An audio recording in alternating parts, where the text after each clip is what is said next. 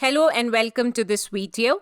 In this video, we would learn to create a cookbook to create and manage Docker container.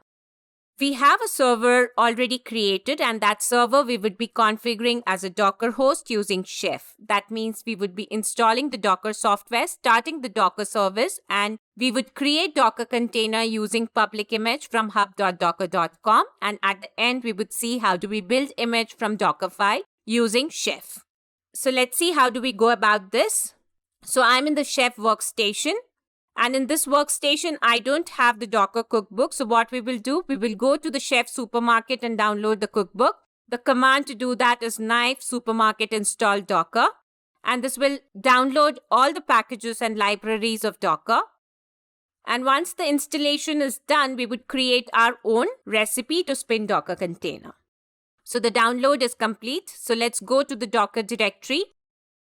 We don't have recipes folder, so we would create a recipes folder.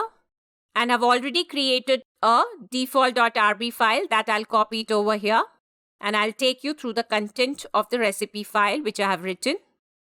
So in this file, I have mentioned to install and start the Docker service. So action is create and start. And then we are pulling an Nginx image from hub.docker.com.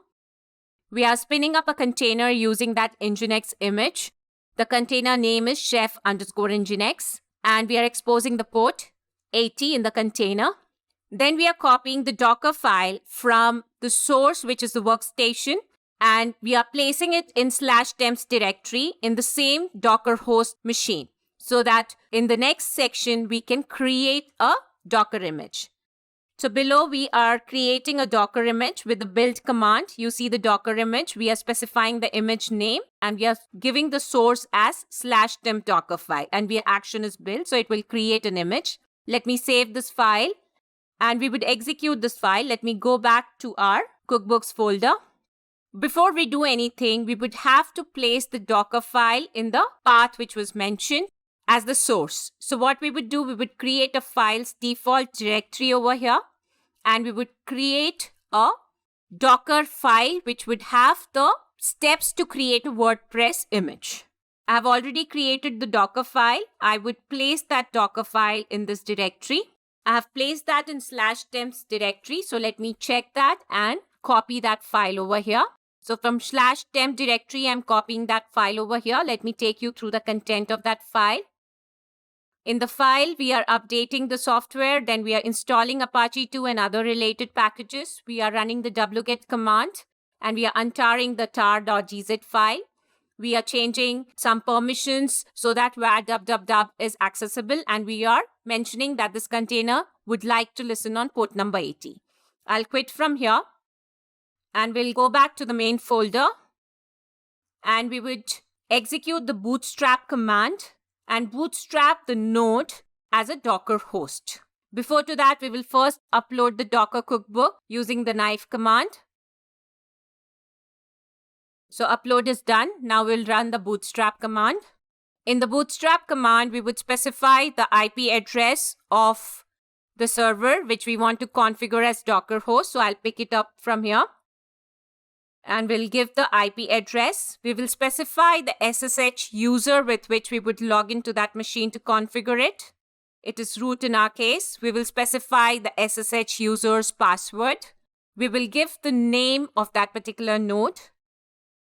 And at the end, we would specify the run list which we wish to execute on that particular server. And that run list would be the Docker recipe file. So this execution will take some time. It would bootstrap the node, install Docker, start the service of Docker, and then download the image of Nginx from hub.docker.com, spin up a container using that Nginx image, then copy the Docker file, and it would build an image from that Docker file.